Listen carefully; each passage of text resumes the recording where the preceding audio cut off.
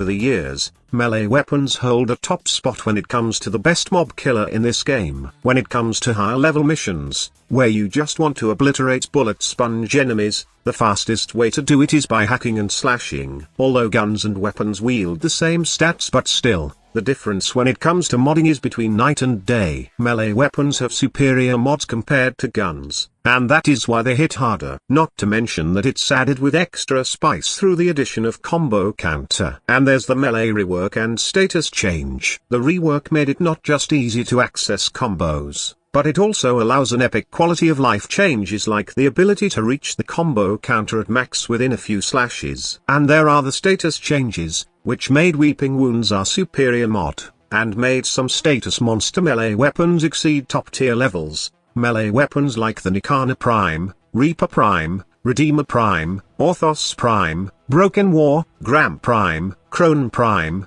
Plague Kripath Zors, Nikana Zors, scythes in general, and many other weapons that I would not mention anymore because you'll definitely get bored watching this video if I do so. Long story short, almost all melee weapons got buffed because of the most recent updates. You have tons of choices to murder enemies now, but when I will be asked what melee weapon did benefit the most out from all these updates, I would say that it's the Silver and Aegis Prime. A condition overload Silver and Aegis Prime build was an absolute monster in the past. It can shred even high armored enemies with ease. This is one of those melee weapons that can reach 100% status with the help of dual status mods, and Weeping Wounds. But right now, it doesn't just stay at 100% status chance, but it can go over 200% at max combo counter, if you applied Weeping Wounds, Drifting Contact, and 2 dual status chance in your build. It's great because it's not just a status monster, but it's also a crit machine. Adding Blood Rush on your build will give you about 190% critical chance at max combo counter. That will yield orange crits,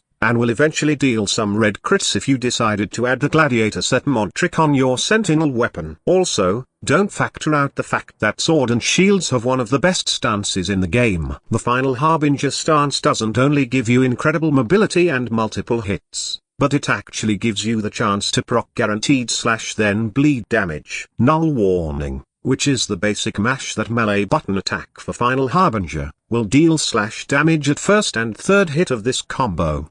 But wait, there's more. All the stuff I've talked about earlier aren't the features of Silver and Aegis Prime that impressed me a lot. What really impresses me is that Silver and Aegis Prime can be modded with dual element if you wishes to. I know that this is not new, but with the most recent status rework, heat element paired with viral is probably one of the meta builds right now. Now, if we sum all things I've mentioned about this melee weapon, then it's a no-brainer that it's one of the best weapons right now. A status and crit monster, a stance that allows you to proc slash, innate heat that lessen the armor of enemies by 50%, and pair it with viral that increases damage per stack. You can say that Silver and Aegis Prime is in a good spot right now, if not, at the top spot of the best melee weapons in the game. And yes, did I mention that it also offered damage reduction while blocking? Clearly, this is a must-get melee weapon, especially for those tenno who love running missions solo. Take note that a basic Silver and Aegis Prime build like this would require you to equip Arcane Strike on your Warframe Arcane slot if you want this melee weapon to be faster. But you can just remove Drifting Contact, and use the Nariman Power Spike for the combo counter. Doing this will allow you to equip an attack speed mod on this slot. However, this is not the only build that you can do with the Silver and Aegis Prime. In most cases, I use this melee weapon in long endurance runs, and with durable warframes that have some good amount of damage mitigation. To name a few, warframes like Valkyr, Chroma, Revenant, Baruch, Inaros, Necros, Oberon, Wukong, and Rhino can put this weapon to good use. I'm not saying that these are the only frames that can use the weapon, and you can freely use it with your favorite frame if you like. What I will be showing here are just a basic example on how you can maximize both damage and survivability while using Silver and Aegis Prime with a tank frame. So, for this video, we will be taking Inaros as an example. For this frame, you can slap the usual all survivability mods plus negation swarm for your Inaros build. Now here's a quick trivia for this tank. A build like this will only give you 68% damage reduction. That's not taking into account adaptation yet. The 100% armor from your Scarab Swarm doesn't make any big difference and you are better with using negation swarm. This augment will allow you to negate every status in the game, like the knockdown effect, which also benefits you of using explosive weapons. If you somehow want to add extra damage reduction to your Inaros, then your best bet is by adding Arcane Guardian and Arcane Ultimatum on your build. The 2100 armor given by these arcanes when they proc, will allow you to raise Inaros damage reduction to 90%, and yes, that not taking into account adaptation yet. However, I wouldn't advise you to do this for this setup. You can add Arcane Guardian, but you must leave the other Arcane slot for Arcane Strike. This is because we will be using my favorite dual element healing build for this setup. This is my favorite setup for Inaros right now, going against high armored units. Their armor wouldn't even matter, since both viral and heat will shield their health fast. Not to mention that I also can proc/damage with this build. To complete the setup, all you need to do is use the power spike ability on Naramon Focus. This will allow you to have a constant DPS, since your combo counter will be at max almost every time. Truly, Silver and Aegis Prime is one of those weapons that aged well throughout the years. Not because that it received some recent buff, but because the melee rework in general. If you haven't picked Silver and Aegis Prime yet, or just left it on your cabinet, then this is the best time to shine it once more.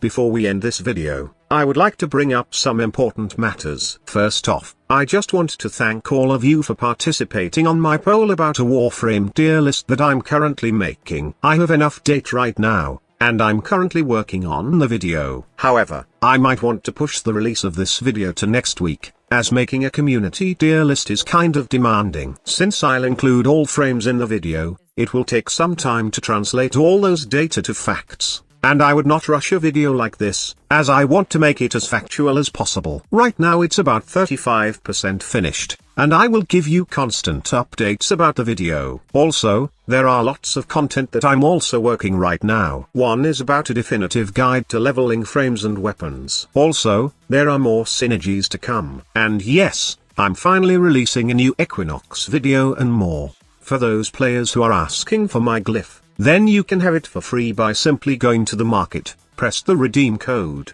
and type in the keyword GrindHardSquad. Take note that all letters should be capitalized, and no spaces between them. Our community logo is a global glyph, so it works in all platforms, including on your mobile devices. I'm just kidding. We have to wait for TennaCon and see if we will be getting a light version of Warframe on mobiles. Lastly, there are a couple of guys who asked for my Inaros fashion frame, so I included it right after the outro. So that's all about it. Thank you so much for watching. Squad Leader signing off.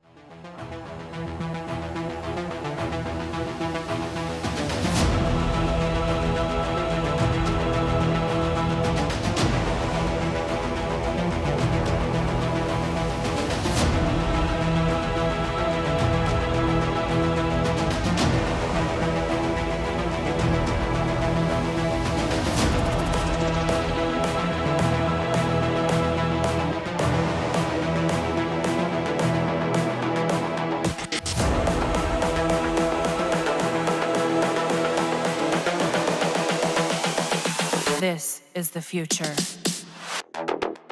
Human error.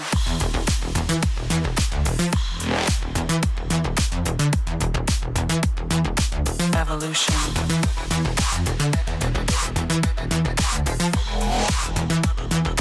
This is the future.